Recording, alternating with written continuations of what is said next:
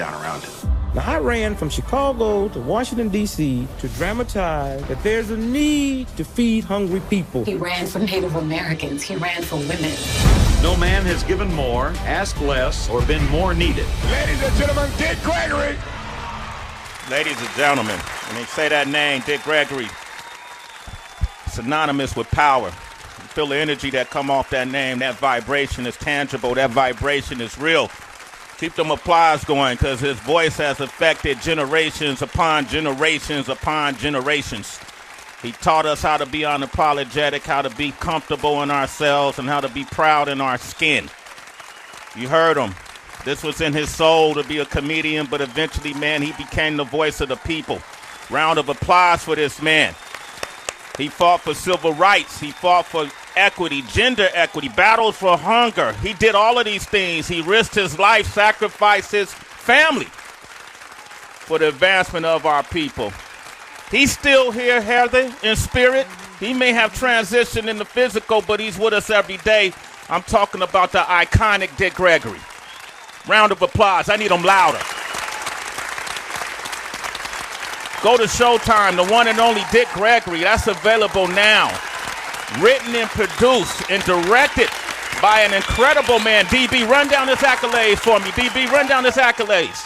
Well, just rolling off of what you said, man, Dick Gregory is a man who should be remembered not only as one of, if not the greatest comedians ever, but also for breaking down barriers and addressing social issues in this country through his stand-up and by marching and protesting. And long before we watched Forrest Gump run across the country, Dick Gregory did it in 1976 from Los Angeles to New York, 2,782 miles in support of the Dick Gregory Food Run to raise awareness and money to combat world hunger. One of my favorite quotes that I heard in this documentary: once you get a man laughing with you, it's hard for him to laugh at you. Today we have his son, who was featured also in this documentary that everybody needs to go and watch right now on Showtime, the one and only Dick Gregory. Please welcome Dr. Christian C. Gregory and Andre Gaines, the writer, director, and producer of this project. Welcome them to Sway in the Morning. Wow. Gentlemen. Welcome. Welcome to the show. Awesome. Brother Sway, what an introduction. Wow. I came in right on that Anthony Hamilton Sway in the Morning joint, and I've been vibing ever since. So I feel home. Oh. Sway, thank you. You and your team having me and Andre here. This is a true blessing.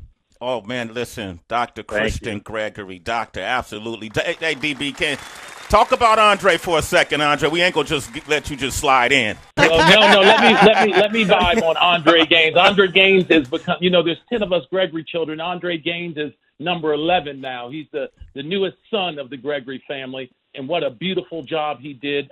6 years.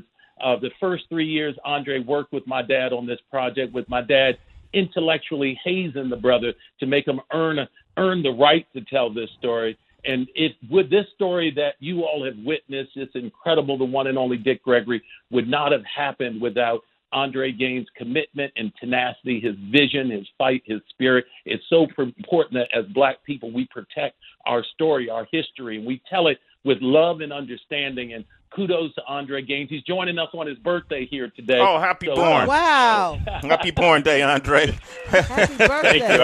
I don't go anywhere without my hype man, Christian. So. Absolutely. It's built in. You needed to. Let me start with this then. Before we get into it, Christian, what made you guys select Andre Gaines to tell this story? Sway, not to sound silly, but the Gregory family were very spiritual, and it felt divine. You mentioned Dick Gregory at Kent State playing in your home as a child. My dad, when he transitioned away from comedy, and the primary reason, yes, was the civil rights movement, but after that he could have went back, but he didn't want to perform in places where people were smoking cigarettes and drinking alcohol. So he shifted to solely performing at colleges and universities, hence the Kent State album and so many other college and university lectures. My dad always gravitated towards the youth, thinking that young folks will fix the problems. There were countless, iconic movie directors and producers that wanted to tell this story and quite honestly tried. It wasn't until Andre came along that my dad embraced his digital storytelling style, which manifested itself so beautifully on the screen. And the two of them really, they hit it off. They became close. And my dad, once he brings you in, you're like family. And he just opened up to him in a way that I hadn't seen him open up to any of the Andre's predecessors. And the rest is just history. The rest is history. Andre Gaines, you know, I've been in this business for decades, and I'm familiar with your work. A lot of your work is critically acclaimed. A lot of your work has been deemed controversial, but all of your work has been excellent. And I'm a guy who I watch documentaries at the same time I was watching cartoons. It's just the household I grew up in. You know what I mean? Yeah. and I've been in the business for decades, and I've been in TV for 20 plus years. And you did such an excellent job telling this story. Thank you. I appreciate it. You did an excellent job. I mean, I've been familiar with Dick Gregory. I've met your dad, Christian, a few times in passing and was able to say hi to him. I never got a chance to really sit and build with him like I wanted to. I'm just curious with all that he's done, and you have to fit it in this condensed body of work. What was most important to you as the writer, producer, and director to make sure that it came across properly? What's the most important thing? Yeah, the most important thing when it came to telling the story or wanting to tell this story was that Dick Gregory told his own story.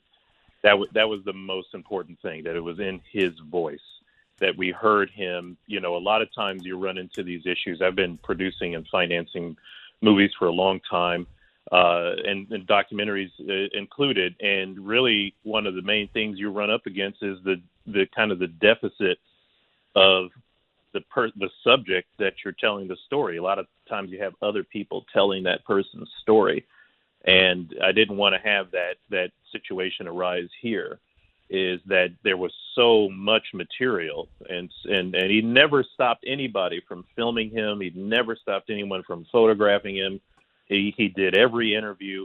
So there was just an enormous amount of content that we had to compile and actually go through. And I always wanted it to be an archival film, because we have this man who was part of every major American event since 1959 until he died in 2017, and have all of these different generations that know him. I mean, some people who grew up in the 80s, you know, don't know the version of Dick Gregory in the 70s. People who grew up in the 70s don't know the Dick Gregory version in the 60s, and so forth and so on. And I grew up in the 80s knowing him as a drink. I didn't know him as a comedian. I knew it's like, give me some Dick Gregory. It's like, that's the name of a drink. Yeah. You know, and so discovering him as a comedian, I didn't do that until I was in grad school at NYU, you know, many, many years later. And so it was really a joy to go through all of that. It was extraordinarily challenging. Don't get me wrong. Like it was a joy to see all of it, but very challenging to try to put it all together. And the goal was that we knew we weren't going to cover every single thing that he did. We wanted to cover a lot of the highlights, but the main thing was we wanted him to be able to tell his own story, and that's what we were able to achieve. Excellent work. Andre Gaines is here. Dr. Christian Gregory, the son of Dick Gregory. I'm opening up the phone lines, 888-742-3345. What I liked about it is I felt I gained a personal understanding, a personal relationship with Dick Gregory after watching this documentary. And I also understand the sacrifices when you become a public figure, when you become a so-called celebrity, you know, and then your time gets divided, especially when you're as successful as your father was, Christian. And I want to thank you and your family for the sacrifices, your mom, your siblings, and your other relatives, for the sacrifices that you guys had to make, because your father wasn't home as much as other fathers may have been. And every time your father stepped outside, it ran the risk of, you know, his best friends, his comrades have been shot, killed because of what they stood for. And I'm sure as kids, you guys, I could only imagine what that must have been like for a child of Dick Gregory, and especially your wife. Can you characterize your relationship with your dad? You know, who was he as a dad, and how did you guys really navigate through those sacrifices? That's a beautiful question, and thank you for that, Sway. I mean, it's so beautiful to have the opportunity to expound on a side of Dick Gregory that so few people know or knew. So my relationship with my dad is complicated in a beautiful way. Because we became best friends for a point. We started 4 to 5 businesses together. So, Miss Cicely Tyson would always say to me, once an adult, twice a child. So I lived through my dad's second childhood with him. And my dad's first childhood was incredibly difficult. I made the commitment to myself, not even involving anyone else, that my dad's second childhood was going to be the most amazing experience, that because he earned that. He had sacrificed more than enough to have his last 20 years be as special as he wanted them to be. And he had decided long ago, regardless, he wanted to stay out there on the forefront. And he had so much to say, as you pointed out, Sway. You may have met him a few times, and the takeaway, a 5-minute meeting with Dick Gregory is like an hour. Watching this 2-hour documentary is like spending a day on it. Most people have watched it 1 or 2 times, like you mentioned. But growing up, the son and there's 10 of us Gregory children, and my beautiful, incredible mother, Lillian Gregory, it was that there was never a sense of absenteeism. It was almost if your mother or father was part of the space program and up on the International Space you just knew where they were at. You knew it was duty. You knew what they were doing was important for humanity, and you never felt, and you always, life was so rich. My dad would always say, Hitler had a mother and father at home. Jack the Ripper had a mother and father at home. Half of these beats aren't home when they are home. So his presence was always there, even when he was not physically present. And that's not just talk. That's all of us Gregory children can share stories of when we looked over our shoulder and knew we were going to be in trouble, and our dad wasn't even there. We just knew that he had such a spiritual energy, and we were also connected in kind of a universal way that we would kind of finish each other's sentences. My mom and dad would do that regularly. We would fast as a family. We'd meditate as a family for hours on end. There were days when, with 10 children, no talking was allowed in the home. So we'd grunt, we'd write things down. It just was we grew up on a 1,000-acre farm in Plymouth, Massachusetts. So although the danger for my dad and for us when we traveled with him was omnipresent, we were aware of all of the folks in his immediate orbit who had been cut down by this vicious racist system. And we knew and were very clear that my dad was in the crosshairs of that same vicious racist system.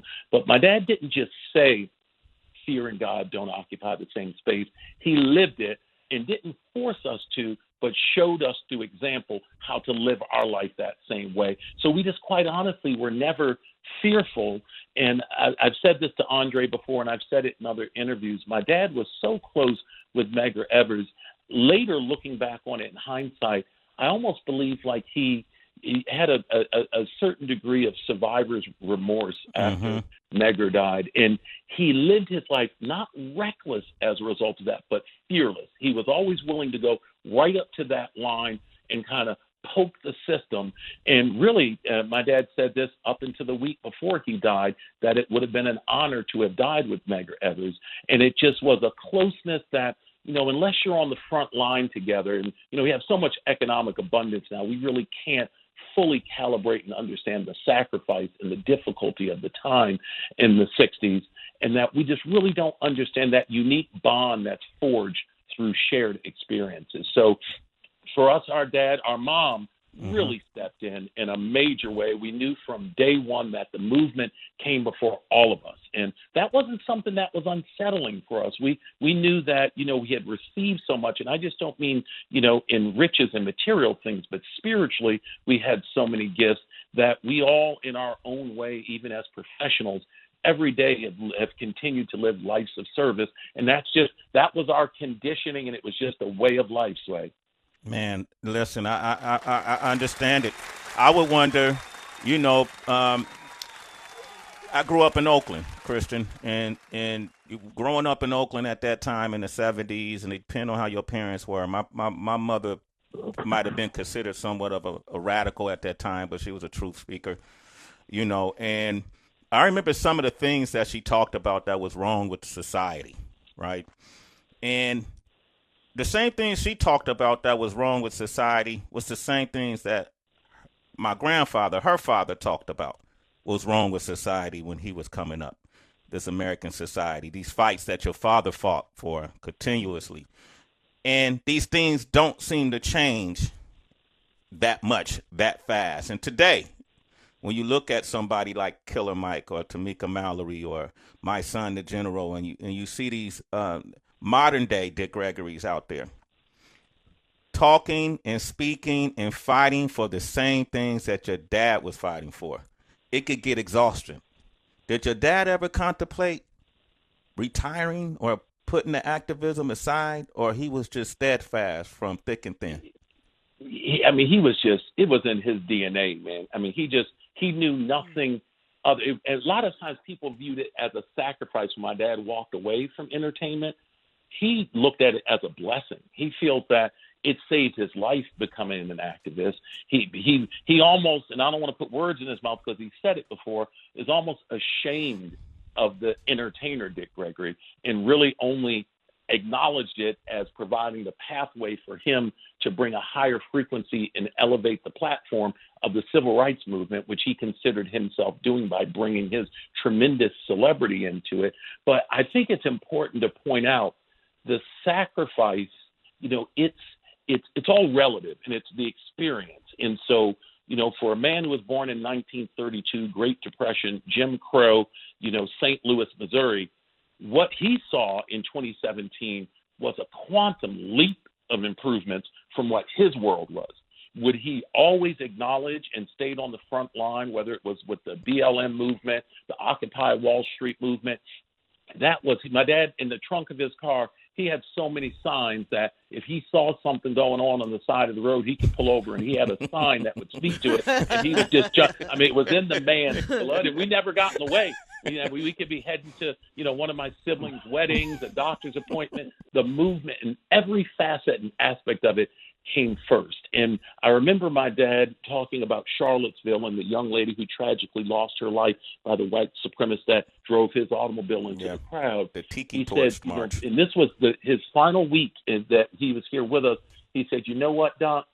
He said, 3 people died that day, and there were 2 Virginia State police officers whose helicopter went down and they crashed responding to what was happening in Charlottesville.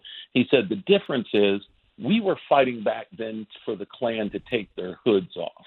And he said, we've achieved that. These folks are out there showing their faces, showing their ignorance, not hiding behind their hoods. And he said the other difference is back in the 60s, those police officers would have been coming in as reinforcements to also attack us, not coming to separate and protect us. So I think it's important to calibrate. And I love the work that Tamika Mallory's doing, that Killer Mike and my dad were great friends. Mm-hmm. My dad always believed in the youth, and Killer Mike has spoke on his relationship frequently with Dick Gregory.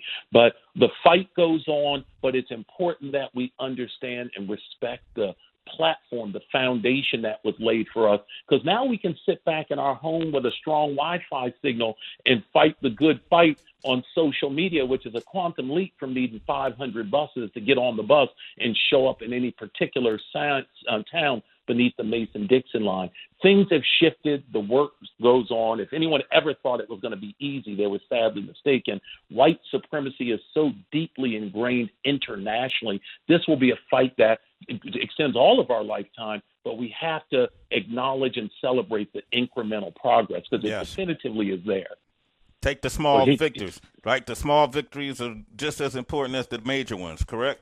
Absolutely. It's cumulative, and they all add up, and that's what allowed for this current day, the work you do, the work that so many others do. Look at the platforms. Look who used to control media, and now we all, we're all our own mobile media building group just with the devices in our pockets. And so we have to use it. We don't have folks anymore to the same extent going upside our head with billy clubs. My dad would always say, the strongest 2 forces in America were the black woman and the black church. And many times people today would say, the church they're not calibrating. We're not talking about today's black church. back then, if there was an emergency in your home, you couldn't pick up the phone and dial 911 because the people attacking you were the people who would answer the 911 call. You called the black church. You couldn't call the hospital. You couldn't call the corner. You called the black church. The black church was that beacon in the black community that provided all of these emergency services. And so now so much of this, you know, we can do ourselves. Brother Nick Cannon was dear friends with my dad. They had like a grandson and grandpa relationship. And I remember the Kaepernick 5-minute video that Nick put out. And I said to Nick, Nick, that 5-minute video that you put out that cost you next to nothing to produce with your own equipment is the equivalent to 500 buses of civil rights workers showing up in any particular town. And we just need to use this digital day and age we are for global activism. And we all just need to be omnipresent and dialed in and focused with it. And also joy and pain. Me and my dad would be on the front line, you know, protesting as adults. And then we'd go to the, you know, the Four Seasons and get a massage after. It's not red pill or blue pill. It's both pills. I mean, if you go all in, we're not machines. You'll burn yourself out. So enjoy being an activist, not with your lip curled up. Enjoy being an activist and enjoy doing something better for, you know, marginalized and disenfranchised people around the world. Shit, man, you mean all that marching I did and I could have got a foot massage, Andre? And it would have been okay. I didn't have. Man, I felt guilty about giving. Oh. You gotta take care of yourself, Sway. You can't.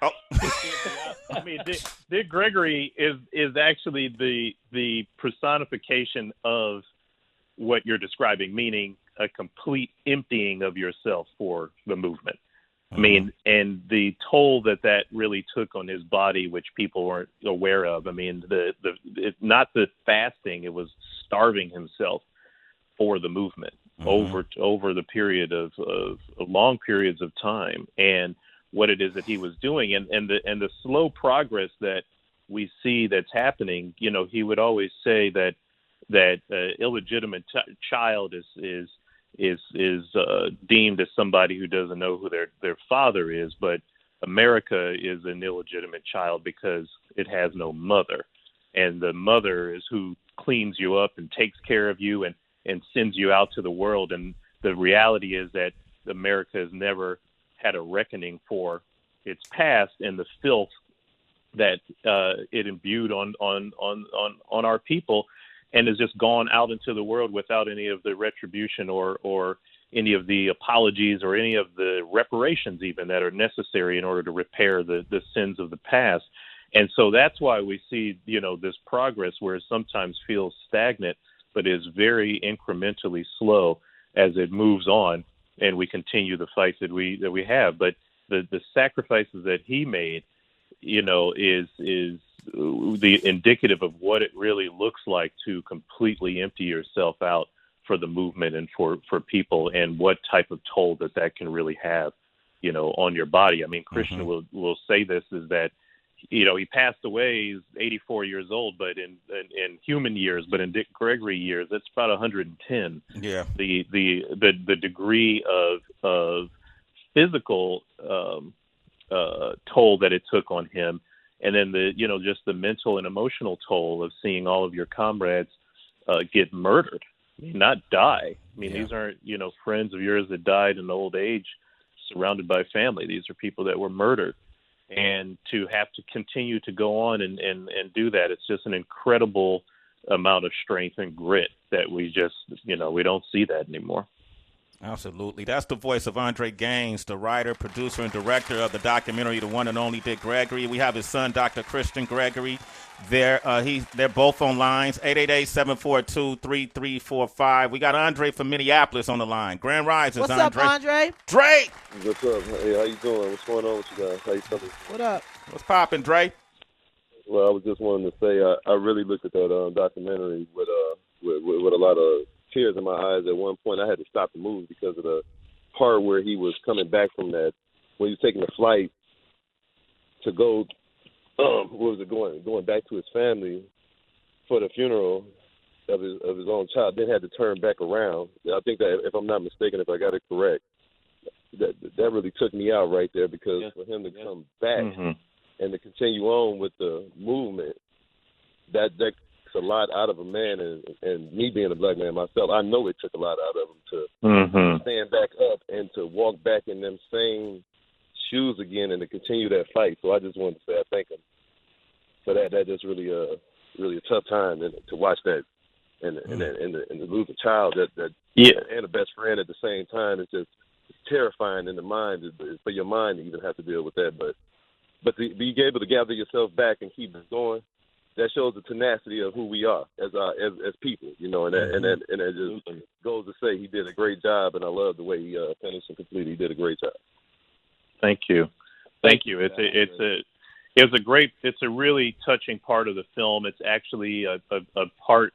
There's a part after that we had to take out for time, which was even more, I think, heart-wrenching than that, where we actually had footage of Dick Gregory going back down south after the death of his son. So he had to leave the South. He had to leave Medgar Evers behind to go and tend to his family and to his wife after the death of his son. And then after that goes back down to Greenwood, Mississippi to continue to march. And we had that video of him standing in front of a crowd and saying, what you're doing, you know, all of the outreach and the love that you gave me for the death of my son, you know, what happened to me is minor compared to what you people are doing down here. And I had to come back down here to be with you. And that just shows the tenacity. That shows tenacity and just the grit. I mean, I keep using that word, but it's that generation particularly, you know, my grandfather's generation, they're just really built in a different mindset, differently, that gives us the opportunity and privilege we have today to even sit here and talk about it. So we just have to thank them for that. Absolutely. Hey, Andre, thank you for your call. You're a citizen, brother. You're a citizen, Sway man. in the morning. Okay, I appreciate it. All right. Let's go to D.C. DJ Dredd is on the line from D.C. DJ Dredd, what up, man? Grand Rises. Yo, what up, Sway? How y'all doing? Oh, man. Great. all right, brother. Great. I was just calling. I got in the car, and I've been listening to the show, and I heard the Dick Gregory segment. I used to have a vegetarian vegan restaurant in D.C., and Brother Dick Gregory used to come in from time to time, and he was always so gracious, and he was always so great to talk to. He would always drop a dime on me, drop a jewel on me. And we had a lot of people come in from time to time, but he was always the person that I was always the most excited about to see in the restaurant. So I just wanted to call and say congrats on the documentary, and it just brought back a lot of memories of having Mr. Gregory in my restaurant. They even shot, I know at one point he did like an interview there for some organization that was doing like a little film or something. They shot it in my restaurant. So I just wanted to call and pay my respects. Wow. Thank awesome. you so much for that. Thank you for that. I mean, as you know, Dick Gregory, my dad, there's so many things that we attribute to him. I think 100 years from now, when we look back on his contributions, the contributions in the health and wellness space are going to supersede all of his other work. The largest demographic of Americans switching to vegetarianism or veganism in 2021 is Black women.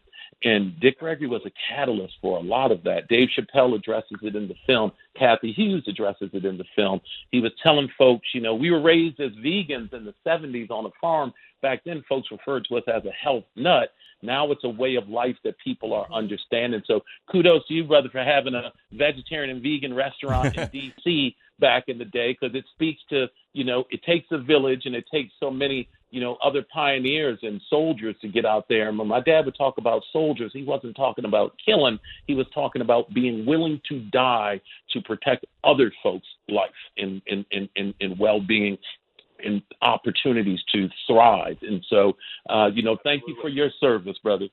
Appreciate Thank you so much. All right, much love. Take care, everybody. Later. All right, DJ Dredd, you know you're a citizen. Sway in the morning. Fizzle, you want to jump in?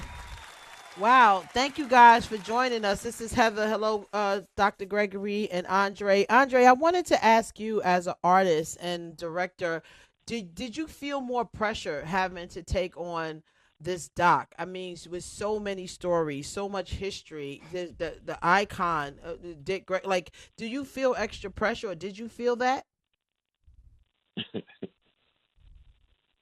That made him laugh. Andre, did we lose you, Andre? Dre. Oh, can you hear me? Okay, go ahead. Can you? Now we can go right ahead. He's still under pressure, Heather. He don't even know what to say. I know, right? No, it's like I love it. Probably the hardest project I've ever actually done. And the interesting thing is that,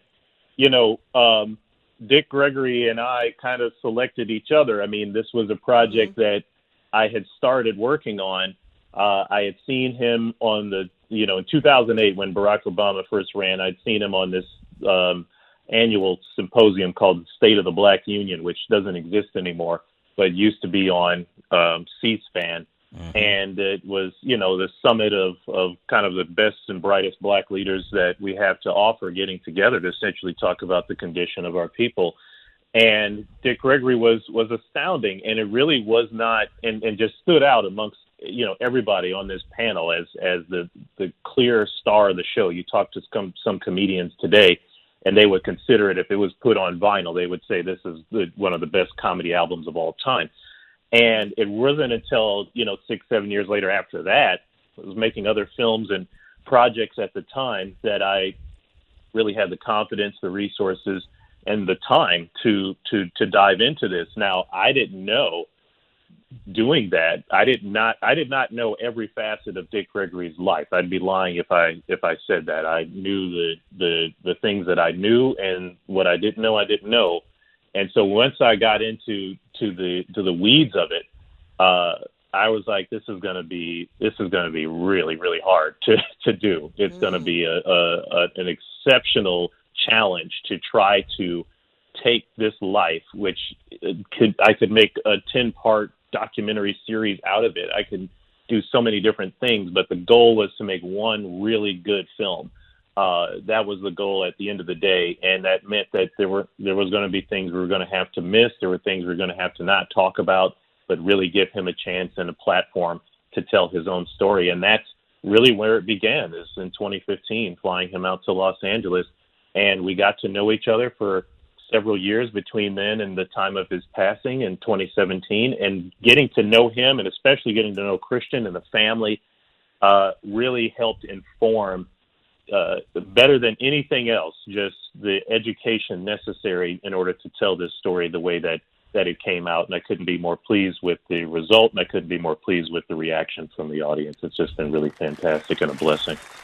Man, you did it again, man. This dude, he's a home run hitter, HP. So Andre's used to knocking him out the park. This ain't nothing new. I know, but, sometimes there's a certain amount of pressure when you have to approach different projects, and you can talk yourself out the game before you even get into it. So it's awesome. Thank you for sharing.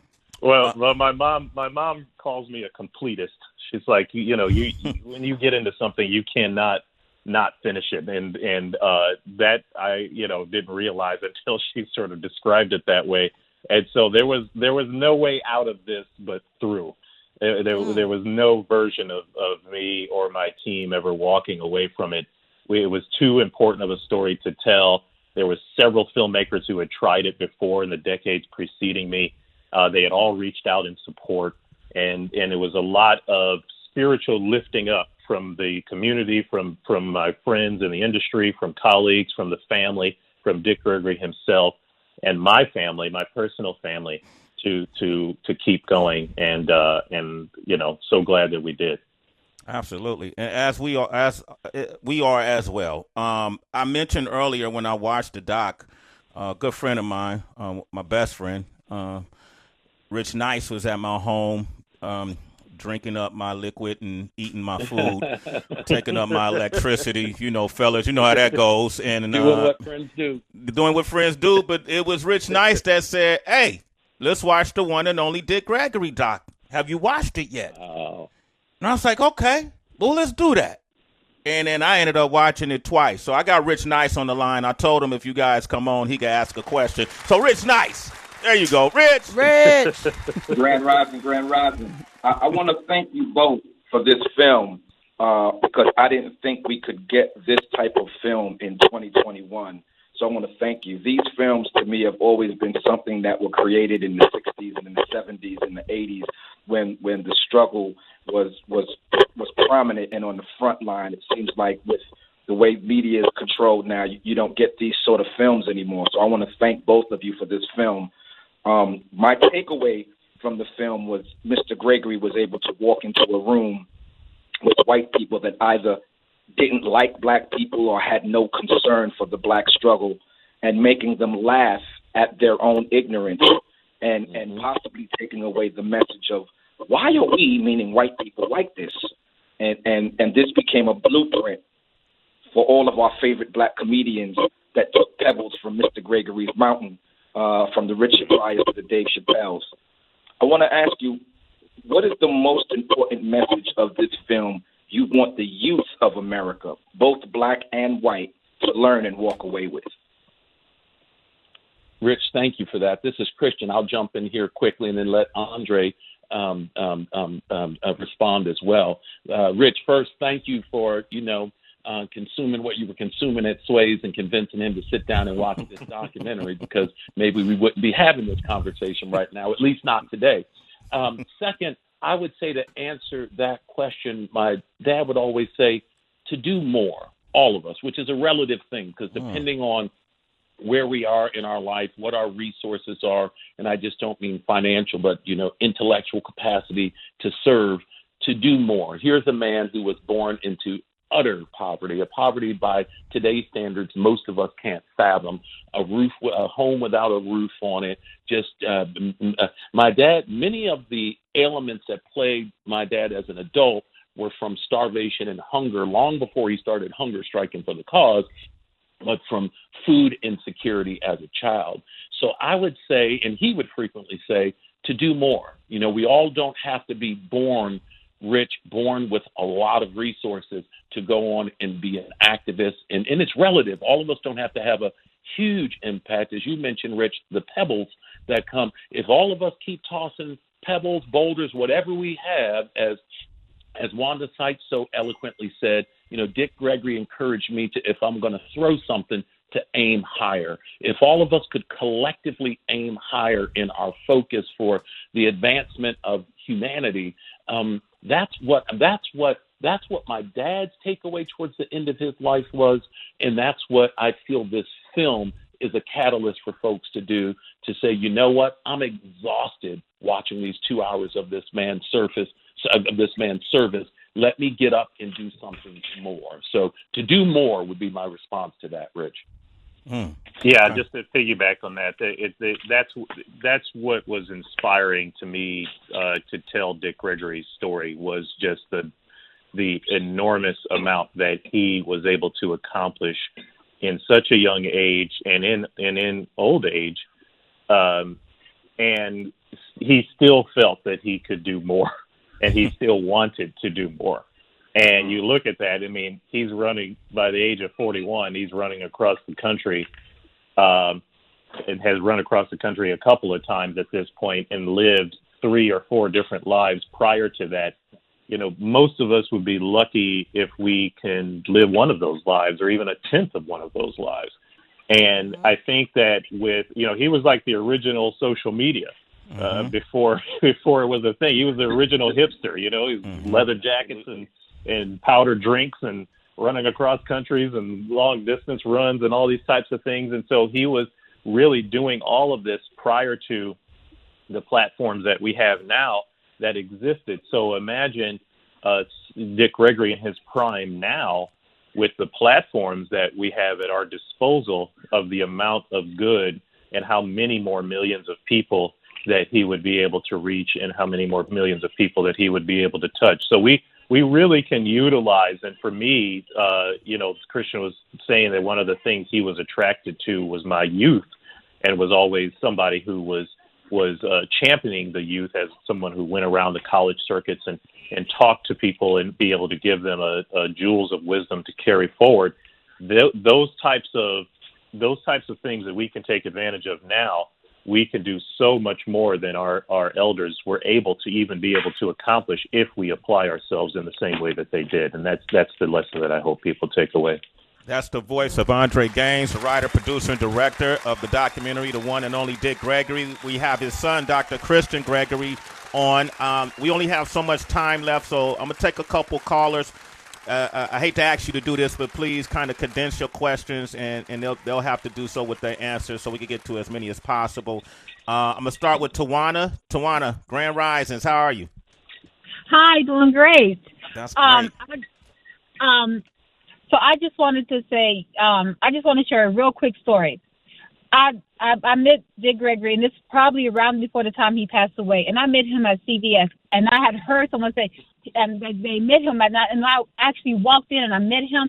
I'm like, wow. I had to walk up to him and just say hi. It was just an honor just to be in his presence, and I wanted to, and it's so funny. I think maybe I don't know if I scared him or, was just maybe shocked him by the way I, but, and then and I'm just like, wow, just here. I haven't seen a documentary, but wow. You gotta go. Do you have Showtime, Tawana? Yes, I do. That's your mission this weekend. You can do more. You can do more. Thank you. Go watch that doc, okay? And we appreciate your call. You're a citizen, Tawana. Sway in the morning. Doc, you see how I do it, Doc. Sometimes you gotta keep it moving. You gotta keep it moving. James and Cali, Grand Rising, James. How you doing? Hey, how you guys doing? I really appreciated being on. I just got off playing tennis, and I turned my radio on, and I'm talking with Dick Gregory. I already saw the documentary. Actually, I was raised in the Nation of Islam in 1968, so probably in 78, I got on his diet program, his supplements. My dad kind of promoted it for me. He was packing it himself, and it still followed my life. I'm a personal trainer. I'm still teaching tennis. I've been playing tennis almost 50 years. I'm into my body, my mind, and my spirit. I was raised in the Nation, so we knew how to eat well, discipline, all that kind of thing that's passing on today. I coach youth football. I'm passing on. That's all I can say. I appreciate it. Thank you. Yeah, well, there's actually a video of like two seconds here. There's a video that we had of Dick Gregory. I think it was a sort of mid '80s. He was on like the Phil Donahue show, and he was lamenting that if we want to look at a blueprint of how to fix our community, we need to read How to Eat to Live by Elijah Muhammad. And he pointed out that he had figured this out before everybody else. Yeah. That was his first text, How to Eat to Live. That's the first book you read. And, James. And you're still living it. You're still living it. So there it is. Thank you, brother. Thank you, James, man. Thank you. All right, I'm see from you. East Oakland, Arroyo Park. Whoa. You East from Oakland, Arroyo Park? Park? Oh, man, what up, Jay? Park. Come on, man. You already know. Shout out to Royal Park, Maxwell Park, Sabrani Park, Diamond Park. Come on, man. I love it, man. You're a citizen, James. You're a citizen, brother. Sway in the morning. Sway, you set tripping? I'm set tripping, man. Come on. You throw okay. Royal Park. I have to set Sanborn Park. That's on Fruitville. I know a lot of parks. The Infirmary Park. What you got? Mosswood Park. I'm just naming Oakland Christian. I be set tripping a lot. I love it. I can't yell out Tower Hill Farm because no one else lived there, so I love seeing other folks vibe with this. Yo, that farm was amazing. Did y'all have fishing on that farm? Like, was there? So it was two ponds that were adjacent to it. So it was. Nowadays they stock ponds, but it was natural. So although being vegans, we didn't spend any time fishing, but many of our neighbors would come down there and fish. It was tranquil. It was tranquil and peaceful. And that was the research and development for the Bahamian diet took place at that farm. So when Brother James said his dad was selling the diet, I say thank you, because that diet paid for us Gregory children to go to college. So I appreciate his family. Wow. That's incredible. Wow.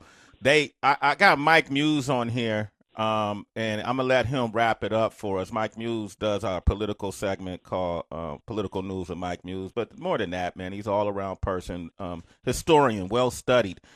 Before I ask Mike to ask the final question, there was the stigma on your dad that he was a bad businessman, yet he generated hundreds of millions of dollars.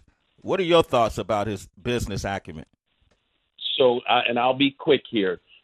Yes, he was a bad businessman, because to do business is to make money. Dick Gregory being your CEO was like Robin Hood. being your CEO. He was constantly looking how he could divert company funds and get it back to the people. The $32 million payday for the selling the Bahamian diet that Ed Bradley discusses in the film, my dad blew that deal up at the last minute because he didn't want to unemploy the thousands of black folks that were multi-level marketers and distributors for the Bahamian diet. So my dad walked away from more money than most people will make in 10 lifetimes. And so two things can kind of be true at the same time. He had the capacity to make money. And my dad I always say this, he was a spiritual trillionaire. He was a conduit of money because he would always want to flow it back to his people. So yes and yes. Yes and yes. Okay. HB, I know you got to go to Urban View. Yes, I'm going to head over there now. Thank you, Dr. Heather. Gregory. Thank you, Andre, so much. Appreciate you, Mike Muse, Rich. Thank you guys so much. Thank you, Sway and citizens of Sway in the Morning. God bless y'all. Have a great weekend. Okay, Heather's on channel 126 for the next hour. Go check her out on Urban View. Mike Muse, thank you for joining us, Mike Muse. Of course. So we've been having a discussion about the Dick Gregory doc that's on Showtime, the one and only Dick Gregory, but it's the life and times of Dick Gregory, and we got Dr. Christian Gregory, his son, and Andre Gaines, the writer, producer, and director on. Any questions you want to ask him, Mike? Yeah, just really quickly, having a conversation in white spaces and mass media, the way that Dick Gregory did, your father, and in the way that it is today, it's difficult to lean into that space. And those of us who do it, we do it, but we do it with knowing the shouldering the responsibility and how heavy and hard that dynamic is. I'm just curious, when your father was at home, did he ever talk about that, like in an intimate moment, about the difficulty of day in and day out, constantly having to advocate on behalf of our people in the most challenging and difficult spaces and times, but yet he still did it? I'm just wondering, did that ever take an impact on him, like mentally, from a mental health perspective? Yeah, great question, Mike. And the short answer would be no, we never talked about it because I honestly think he never felt that burden. I mean, he was like, some people play a sport for a paycheck and some people would play if they had to pay to do it. Dick Gregory was one of those people. He would have paid to be an activist, paid to be on the front line.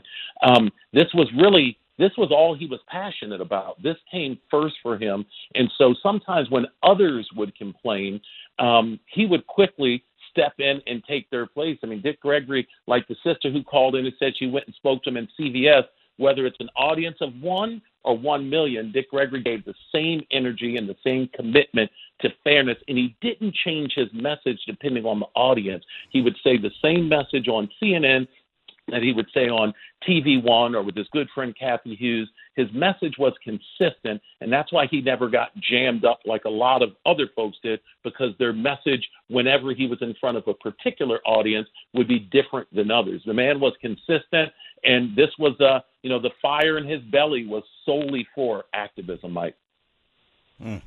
Wow. Awesome. Amazing conversation, gentlemen. I'm so happy to have you on the show. And it sounds like we got to hang out, Doc. Dre? Soon. Come on, man. I feel like we got to hang out. I'm going to get y'all. Yeah, I'm going to get some foot massages. Yeah, man. We just go get these foot massages. You're back. Yeah, I can do that. I can sacrifice and go to the Four Seasons and get a massage. Let's go to the Four Seasons. We're all mammals at the end of the day. We got to take good care of our mind, body, and our soul. Absolutely, damn it. Gentlemen, I appreciate you. What an amazing film, the one and only Dick Gregory, available on Showtime. And also you can listen to Dick's million-copy best-selling autobiography, Nigger, for the first time as an audiobook. That's a whole nother conversation, gentlemen. Okay. Congratulations. Wait, thank you all. Absolutely, man. Thank you so much, Sway.